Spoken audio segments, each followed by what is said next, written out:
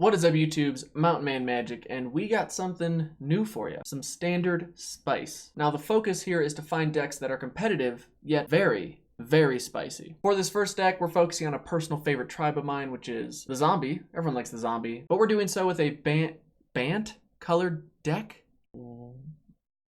What?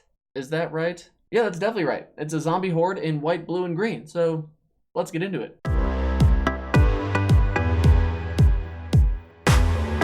So starting off with the win condition. This deck is built around a personal favorite from Core Set 2020, which is Field of the Dead, which is a land. Hitting 7 lands turns it on to where every unique land we play from there on out gets us a 2/2 zombie. But getting 8 lands is where this thing really shines and actually allows us to beat our opponent in one swing. How is that? The spice factor, which is Scapeshift, a reprint from Core Set 2019. Now yes, these cards get a couple months to be best friends in Standard until Scapeshift rotates out Q4 of this year, but let's keep in mind with Historic being a new thing as a result of Arena's popularity, maybe it'll transfer into Paper, but at the very least, this combo can remain competitive for much longer, especially on Arena. The game plan, sure, you can win just by playing some lands and playing some zombies and attacking with that value, but the ultimate goal, again, is to win with one swing. Now, how does that work? Scapeshift says sacrifice any number of lands and then get that many lands from your deck and put them onto the battlefield. When something like this happens, a lot of cards entering the battlefield all at once, it means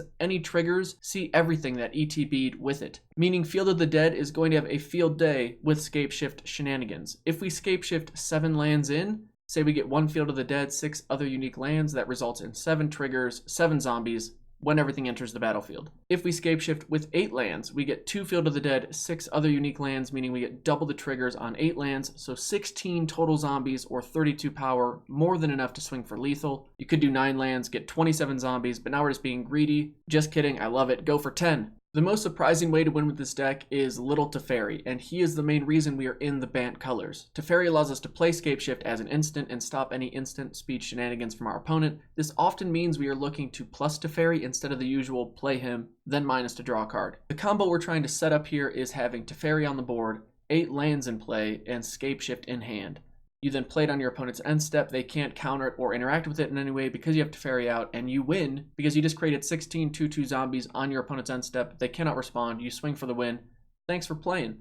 Now, the supporting crew for this spicy brew revolves around ramping, not just mana, but actual lands on the battlefield. At the 1-drop spot, we have Arboreal Grazer, which I'm a fan of in this deck because it gets us a land from our hand onto the battlefield. And with us playing so many unique lands in Standard, we have to play a lot of tap lands, which means him allowing us to kind of cheat one out helps us not feel that impact of it coming into play tapped quite as much. Plus it has reach, so it can block mono blue or blue white obnoxiousness. It can help stymie mono red and white weenie a little bit. And you want to get this thing down turn 1. That's why I'm playing 4 copies, because we want to be able to hit a 3-drop on turn 2 if at all possible.